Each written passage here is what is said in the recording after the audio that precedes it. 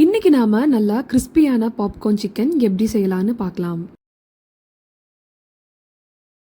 இந்த ரெசிபி செய்ய நான் 1/2 கிலோ சிக்கன் எடுத்திருக்கேன்.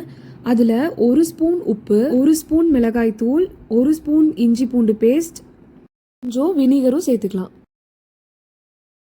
அடுத்ததா ஒரு பாத்திரத்துல 1 கப் மைதா, 1 ஸ்பூன் உப்பு, 1 ஸ்பூன் மிளகாய் தூள், 1 ஸ்பூன் மிளகுத்தூள், 1 ஸ்பூன் இஞ்சி பூண்டு பேஸ்ட், 1 முட்டை, அப்புறம் இதுக்கு தேவையான தண்ணியும் சேர்த்துக்கலாம். இப்போ இது ரெடி ஆயிருச்சு. அடுத்ததா சிக்கனை கோட் பண்ணுறதுக்கு ஒரு பாத்திரத்தில் 1 கப் மைதா, 1 ஸ்பூன் உப்பு, 1 ஸ்பூன் மிளகுத்தூள், 1 ஸ்பூன் மிளகாய் பொடி, 1 ஸ்பூன் ஆரிகானோ போட்டு நல்லா கலந்துக்கலாம்.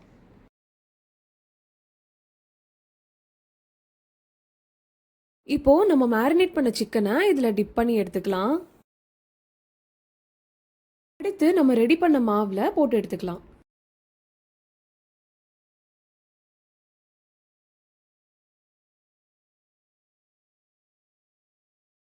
இப்போ இது ரெடி ஆயிருச்சு. அடுத்ததா இதை எண்ணெயில் போட்டு ஃப்ரை பண்ணி எடுத்துக்கலாம்.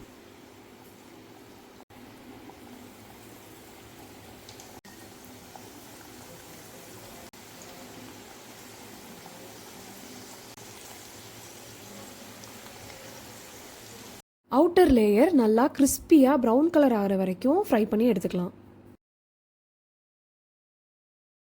இப்போ நம்ம பாப்கார்ன் சிக்கன் ரெடி ஆயிருச்சு.